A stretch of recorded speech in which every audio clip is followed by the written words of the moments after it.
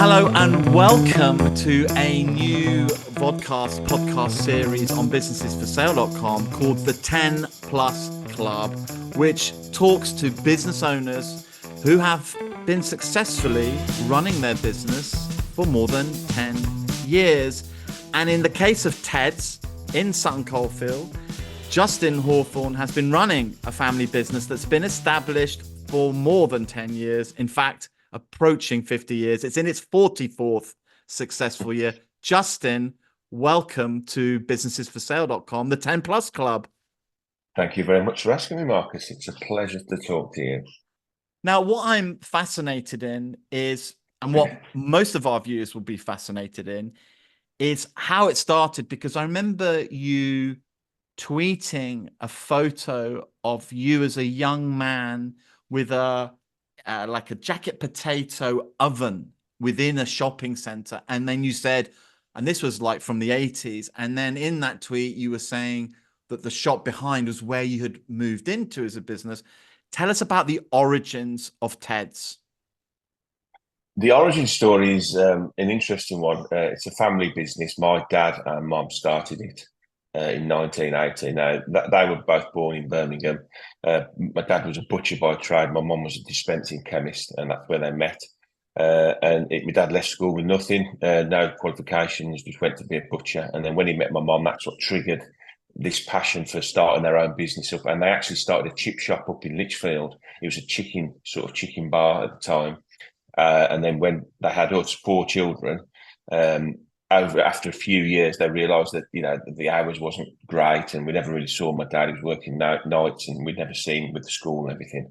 So they sold that business, and a neighbour of his had just started making jacket potato ovens, and he said to my dad, "Come and have a look what I'm doing," and that was Pickwick's. And my dad went and had a look at them, and with the money they'd sold the chip shop with, they bought a Pickwick oven. Now, they didn't have a clue where that oven was going to go, what they were going to do with it, where they were going to go. They thought maybe car boots or markets or whatever. At the time, obviously, markets were quite big around the sort of late 70s, early 80s. And they went shopping to the Gracechurch Shopping Centre in Sutton Coldfield that had been open about 3 or 4 years, I believe, at that time. So it was quite modern, new, very fresh. And they were walking around doing some shopping. And my mum had a brainwave. She said, "Dad, this would be a fantastic place to put the oven and sell potatoes." So at the time, it was just run by a man called Donald Edmond, who was the manager of the centre. And they went and knocked on his door. Basically just sat down with him, told them what they bought, told them their idea.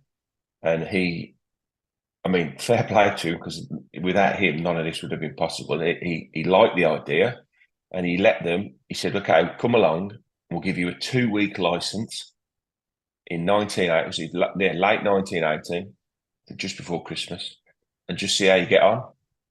So they went home. My granddad and my dad in the garage built a wooden counter with a metal top, and they went away, sourced all the ingredients and potatoes and everything, and then basically just started from there. They dressed in Victorian outfits, went and set up in Sutton, and that was late 1980 with a 2-week license. And 44 years later, we are still in Sutton. So that's the origin of how we started. And 44 years later, you're obviously in a shop. We had about 4 or 5 different sort of counters, units made for us. We started with a wooden table. We went to a metal table, and then we had a new metal one with hot bain-maries in as well, which was gas powered. And then we moved to a position in the centre that was open air, so we had to have one made with a roof on, and that lasted about each of these probably around 10 years at a time. And then we went to a sort of semi-permanent, which we thought was permanent, which was like a wooden cabin type, which was built for us in the area we were in at the time. And we spent about 10 years in there. And then again, we were asked to move for different reasons. And at that point, then we were given 2 or 3 options within the centre. And because we'd evolved to this point where we had this cabin, which was really good, we could stock more stuff in it. We could, day-to-day running of the business was much easier. the two or three options they gave us were going backwards, we felt. So we had a chat between us, my mum, my dad, myself, and my brother, who run the business now. And we said, we don't feel these three options are really for us. And it was a decision then. What do we do? Do we leave or do we go somewhere else? And then we said, why don't we try shop? And that had never really been a massive thought to us, because as a business, we like that connection with the customers. We like being in the middle of it, whether you are serving people or not, having that ability to engage with people as they're walking around their daily life. It's lovely for us. It's lovely for them, with no pressure. And then we built up a lot of friendships at work in doing it that way. But the option was, a shop. So we went round the corner to just from where we were, and there was the smallest shop on the centre. We went back to them and said, could we maybe have a shop? And that's all. We didn't think you'd be interested in a shop, so we decided to go for it. It was a big decision, huge, for Is us. that For a because small, is it because it's a bigger risk in terms of your cost base? yeah, massively. With you're going into rates, you're going into electric, you're going into much more expensive way of running your business. So we felt, although we'd built up a decent following and we had a good customer base, it was still a gamble going into what at that time was probably the quietest part of the centre, into a shop that means that you've got to take more money immediately to just to keep that going. And so we did it. We fitted it out. And it went really well, but unfortunately, that period over the last 11, 12 years when we first went in coincided with the retail slowdown. Argos was opposite us when we opened it, and we felt, okay, that's good. That draws a lot of people around to where we are. But within 6 months, that had closed, and a lot of the shops over that period started to close. So it was a worrying time, really. But I think our goodwill and our name within the town, and our longevity, and the fact we're serving kids and grandkids of people that my dad served when he first started, really helps feed into hopefully continuing that successful business. And then COVID hit, which wiped so many businesses out, and it was a very, very worrying time for us as well. But we managed to sort of get around that as well, and stay open. Sorry, we didn't. We tried to stay open, but we didn't. In the end, we had to close, basically because we was in the shopping centre that closed overnight. I think a lot of food outlets were able to stay open because they wasn't in high streets that didn't rely on footfall. So we realised pretty quickly it wasn't going to be the way to go, and we hadn't got Deliveroo or any of these sort of delivery And services at that point. how has that changed your business in terms of the online ordering, like all the various services, Just Eat, Deliveroo? How is that changing your business today post COVID? Yeah, it's massive. I mean, we then obviously moved from where we were into more of a kiosk type again, and we've taken on Deliveroo as a service provider, and it's been very, very good. I was a little bit cautious on it because of they do take a cut out of your business, but you can sort of factor that in. Um, but it's a way of, you have to. I think one of the most important things about running a long business is you have to be able to change and go with the times. And I think that's something that modern children and kids and teenagers and 20-year-olds now, that's the part of their life. You can turn your phone on, you can order whatever you want, you can have it delivered whenever you want, and they're happy to pay that extra fee to stop them having to go out and do it. So their time seems to be more important than their money. I mean, I don't think they would pay anything, but I think they factor in that, that's going to take me so long to go and get that. So I'd rather spend the extra couple of £3 and I could maybe be working in that time. So you have to sort of evolve, and that's something we've integrated into our business now, and it's something we will obviously retain, and it's an important part of our business now. So yes, it has been In terms very of important. percentage of sales, what would you say roughly as a percentage is this new Um, way of selling your product? I think it's still early days for us, and I think that it's very up and down with sort of how it goes from day to day. Some days it can be quite a lot, other days it's a small percentage of what we do. We still are basically a customer facing unit, and that's how I would want to keep it. One of the things we did consider before we went into where we are is going out of the town into, I think they call them dark kitchens, where you sort of have just a space where you create and then everything goes out on deliveries. That was a conversation we did have. And that would then be 100% deliveries. But then you're sort of thinking, okay, you are cutting another part of your business out of people that like to come in, sit down, have a coffee, have a potato. So But you always in have all, that I as an think, option one day. You know what I mean? You just yeah, yeah. it's in terms of your business expansion. But I love the fact that, and maybe a reflection of your 44 years in business is because you are customer facing, because you have the loyalty of the customer, and I suspect a lot of returning business from regulars.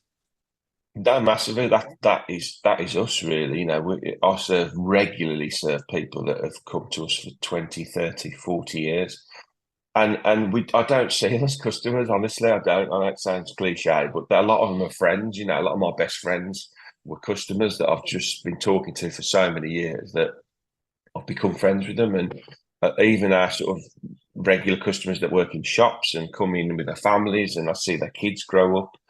It's just really, really nice. And Sutton really now is my second home. When I was a kid and we used to go on holiday with my dad, it'd be funny because everywhere we'd go, people would recognise him. We'd get on a plane and the flight attendant would say, have you got a jacket potato business in Sutton? And we'd all looking at each other going, how on earth does he know all these people? And as a young man, really going into the world of work, when I first started working for him, I didn't get it really. I didn't get why he loved going so much. And for me, it was just, you've got to get up early, you've got to go to work, you've got to do all these jobs. And I thought a job was just a job. And I think to be a successful small business, that connection with your customers has to be, real. And you have to build that strong connection with people and empathize with them and live a lot of people's lives with them. You hear people say, oh, I've had a bad day today and so and my father's passed away, and there's always these really heartwarming stories where you sort of, when you see them again, you want to ask them, how did that go, how did the kids go at school, and that's something that I think in bigger businesses, like I don't know, even like Tesco's, and where you just seem to be a bit more of a number, and it's grown to such an extent that they'd lose that little bit of connection with the customer base. So it has to be solely based on your product there. But and a lot of people over the years have said to us, why don't you do sandwiches? Why don't you do other things? But my dad's mantra was always do one thing, but do it very well. So we concentrate on what we do. We like to think we offer a very good product. We're as competitive as we possibly can be, especially in this day and age where things are so expensive. The electric was a nightmare over the last sort of 18 months. That's settled down, luckily now. You have to be competitive there and sensible with your pricing. But that connection, it's the customer connection for me. If you're starting up a new business, my one thing would be get that connection with your customer base as quickly as possible. Grow rapport with people that you're serving, and they will return. If you offer good stuff at a fair price and you offer a good service, those three things you can't really fail for me. I'm actually just hungry right now, thinking about a jacket. I'm actually going to go get a jacket potato today. I'll find one because I'm sold. I'm fascinated. Do you have a particular, I'm just going into the detail now. Are there particular kind of toppings that have always been at the top of the like order list, like customer Yes, favorites because over the 44 years, has there been some regular top, like safe bets on the toppings? yes, cheese and beans. That's it. Cheese and beans. That's the number one seller. That's the best one. That's what everybody has. I served a couple yesterday, and they were looking for ages and ages. And she went for, I think, a chicken tikka with some cheese. Oh, I'll try something different. And he was looking and looking and looking. We had a bit of a laugh, and he just said, "You know what? I'm just going to stick with the old favourite, cheese and beans." I said, "If in doubt, cheese and beans, that's fine." But we do get some very strange concoctions that people have. A one that's happening recently, which it seems to be a bit of a trend, is a curry with tuna, which I'm not sure I'm ready quite yet to try it. I think I will try it, but chicken tikka curry with tuna mayonnaise, that's been quite And a new trend. Do you know roughly how many potatoes you go through, like on a weekly, monthly, or annual basis? I mean, it must. No, not really. It's never been like that. We just, like my dad would always say, we know roughly what we need to do, and you just have to go with the flow. I know, Yeah. like, that's how we've always sort of done it. You just feel the trade. I think that's the way we've done it. You know roughly what you're going to be doing each day, and times of year, kids are off holidays, Christmas time are busier, but there's no sort of tried and trusted, way of sort of doing it. You have to be. It's funny because potatoes take about an hour. First bake's about an hour and a half in the morning. So after that, you have to be an hour ahead of yourself. So I have to watch these chefs programs in like really, high paced kitchens. And at times it can be like that because you've got to keep up with the demand. If you're very busy, your fillings have got to be ready. You've got to be thinking an hour ahead of yourself all of the time, and you don't want to run out of anything. So yeah, it can be hectic, but we've done it a long time now. Myself and my brother are, So, I do think we're you and pretty your good at brother it. run the business jointly now? Yes, yes, that's my parents are retired from the day-to-day running. My dad is still involved. He's 83 now, and he's just had a hernia operation actually, so he's recovering from that. But yeah, he's involved. He phones most days. We go back after work every day to his house, and we talk about the day. And we he still does a lot of the ordering for us. Phones up a lot of the suppliers and sorts things out if there's problems. But yeah, the main day-to-day running now is myself and my brother. We've got a nice routine now of working days where we can have time off and time at work. And I think another thing that a lot of people have said, why don't you open up more shops and more shops? And yes, we could have maybe done that over the years, but by diluting ourselves, myself and my brother, we would probably have to then both of us step away from the day-to-day running and become sort of an overview of it. And we So, like what that you're really connection with. saying is the success of your business is based on the personality of your family, fundamentally. And that's a very difficult thing to replicate if you were going to open other shops or franchise the business. I think so. Yeah, I think you're right. I think that's something that I'm a bit of a control freak. I like things how I like them, and I think if I'm not there, I know that my brother's very very capable of running that business, and I trust him more than anyone in the world doing it. And hopefully he says the same about me.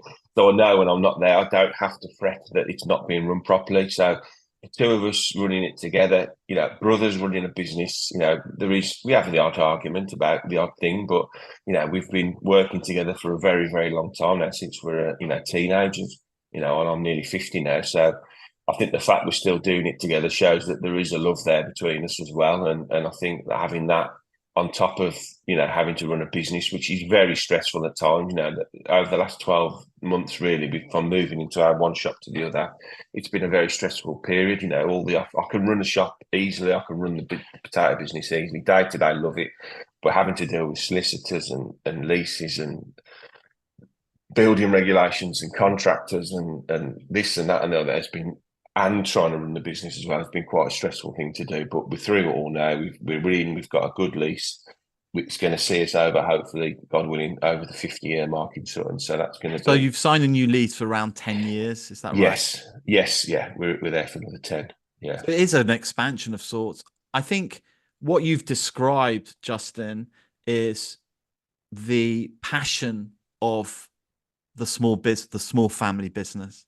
It is a unique feature of our life. The small family business. It's friendly. It's engaging. It's warm. It's non-corporate. It engenders loyalty, and it sort of brings a richness to people's lives. And it's a huge achievement to be 44 years looking to breach the 50-year mark. There are only a tiny fraction of businesses that make their 50th birthday. So I hope when you do that, Justin, that you have a big party in Sutton Coldfield, Birmingham, and invite us all down. I would love that.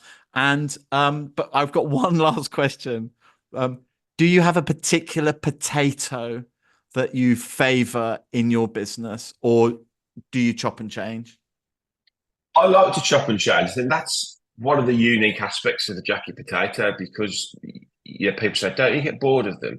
You don't really get bored of them. You just change the filling. So you might have a period of eating one type, and then you'd go to something else. At the moment, my go-to is cheese, chili con carne with some sour cream on top.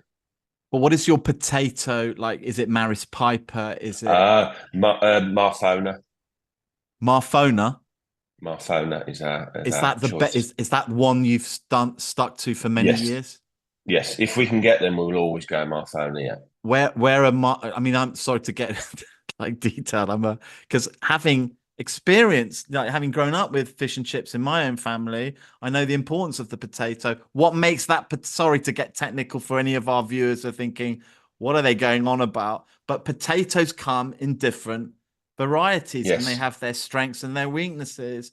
Mm. And this can be the difference of profit in some cases in terms of how they peel and how they cook, etc. What makes the Marfona potato variety a strength for a jacket potato business? This is my final question for you, Justin. No, you can ask as many questions as you want, Marcus. Um, One of the things my dad actually, we've used not that many suppliers over the years, to be honest. We had one supplier when he first started for many years, and then we moved. And then we were actually approached by a company up north who we now use as a supplier, and they're fantastic. And one of the things he said to them is, our business is only as good as your potatoes. So as long as they are good, we will be fine. And obviously, potato is the most important aspect of our business. So Marfona just bake well, and they are fluffy, and they're just perfect baking potatoes. You can use maybe other varieties, but that is, we've always found it's been the way to go for us, and it's done us proud for nearly 50 years. So I think we'll stick with it for as long as we can. Justin, thank you so much for a lovely conversation. And I hope that inspires our viewers who are so many of them looking to get into business and start a business. I think your advice and your experience is absolutely invaluable.